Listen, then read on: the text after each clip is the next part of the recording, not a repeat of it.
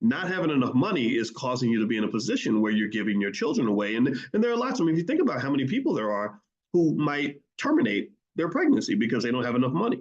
And this is a real thing. I had a conversation with a mom one time, and I didn't even know this lady that well, and she was married and everything. But I remember she told me somehow we were just talking about the fact that she mentioned that she was pregnant or something because I was working with her on a project and I said, "Oh, you're pregnant! Congratulations!" And I guess she got comfortable and was telling me things, and she said that she was gonna. She said we're probably not gonna have the baby, and I said, "Well, why not?" And she said because we don't have enough money. Insurance is really expensive in our state, and I said.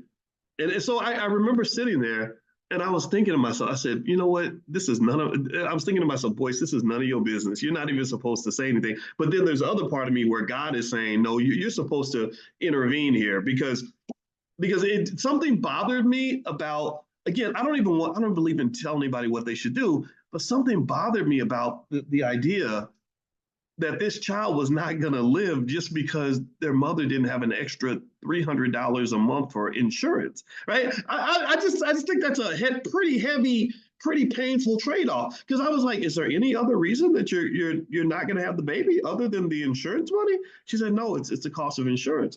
So I remember I said to her, I said, look, if your husband does not mind, I'd like to pay your insurance while you're pregnant, if that will help, if that will keep, because and I know that maybe I was overstepping, but I couldn't help it. I had to say, because I'm like, this baby's going to be here for the next 80 years. They're going to have grandkids. So this child, again, because of the way my brain operates, right? Because I told you, I try to practice being in a high consciousness level. So I don't just see what something is, I see what it's going to become. And I'm picturing this grandparent with 27 great grandchildren. And I said, all these people won't exist because we don't have an extra $200 for a month for insurance.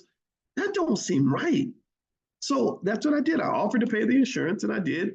And that baby's alive. Like that baby's like 12 now and it's a person. And now they're, and they have no idea that their whole ability to exist came down to a couple $100s of insurance. It wasn't that hard for me to pay that. Right. So I just kind of feel like if you want to know one of the reasons why financial consciousness is so important is so that you don't have to make these horrible choices. You don't want to have to choose, you don't want to have to choose life or death decisions over $200 or $300. But that's what happens when the economic culture is not quite right, when the money has not been sustained. Right? And so to some extent, money is simple. It's simple.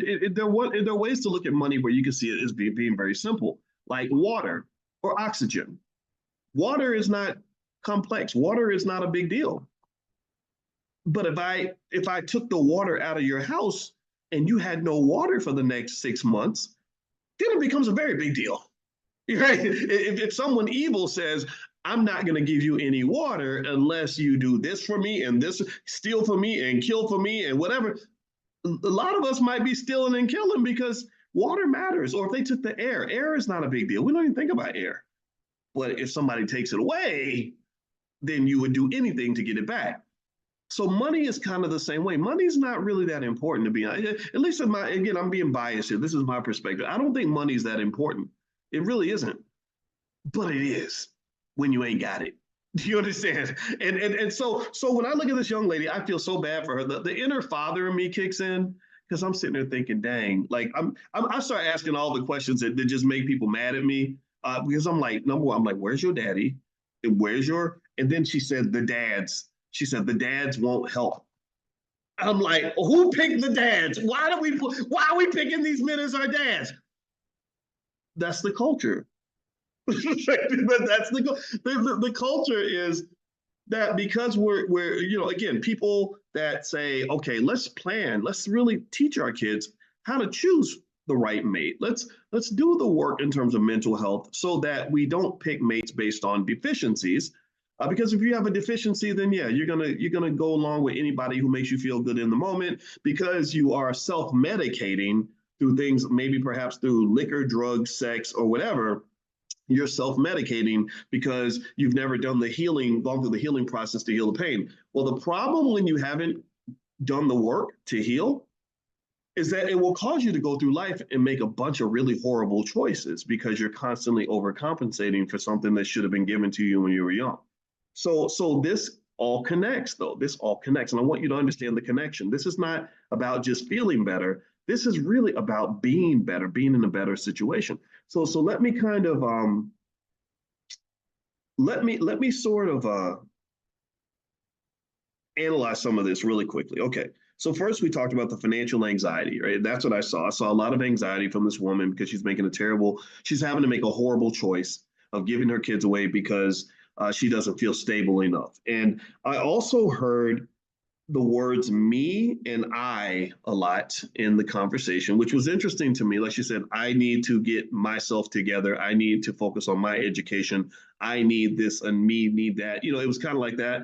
And I thought that was interesting because what that really says is that there are areas where she was not able to fill those voids before she got to the point where you become a parent, which requires you to be somewhat selfless.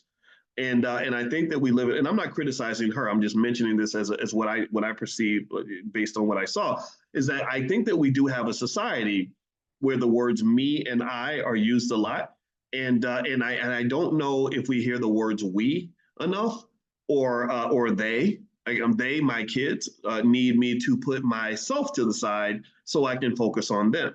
And again, this is just this is more of a biased preference, really. It's not a hard and fast rule. But when you're talking about things like group economics and family formation and family development and wealth building, the words we and they and us are much more powerful than words like me and I. Words like me and I, that's not powernomics. That becomes strugglenomics. Because when you're constantly thinking in a me I framework, then you're going to struggle because wealth building is a team sport. Success tends to be a team sport. Family is definitely a team sport. One thing I learned about being the head of a family is I can't be walking around thinking about me and I all the time. It's got to be we and us and they and them. Those are my pronouns. Everybody got pronouns now. My pronouns are them, those girls, her, us as a family. Those pronouns have to shift. It can't just be me and I. I know me and I are probably not pronouns, but I failed English class, so just forgive me for that. But seriously though, me and I can't be the head of a household and thinking a me I kind of framework. And so what that really meant was that whatever part of me that needed to be fixed and sort of corrected had to sort of be corrected. I had to arrive in this relationship and in this family as complete of a human being as I can, which means that I went through my me I phase when I was much younger. The me I phase was when Boyce was working 14 hours a day on a business and didn't have time for serious relationships. The me I phase might have been when I was a kid and I had these emotional deficiencies and insecurities I had to work through. Maybe the me I phase is when I was in school and I'm studying 10, 12 hours a day trying to get my PhD. That was my me I phase. So by getting through the me I phase, I was able to evolve, again, consciousness, elevate, vibrate on the we us phase. I was able to sort of enter into this situation. Again, nobody's perfect now, so I'm not putting myself on any pedestal here, but I walked into heading the household thinking about the collective. The collective is always going to be superior to the individual. And what was really interesting to me was when my wife and I got married and I shared the video online, which was really hilarious and borderline traumatic, and it was seen by about 1 million people.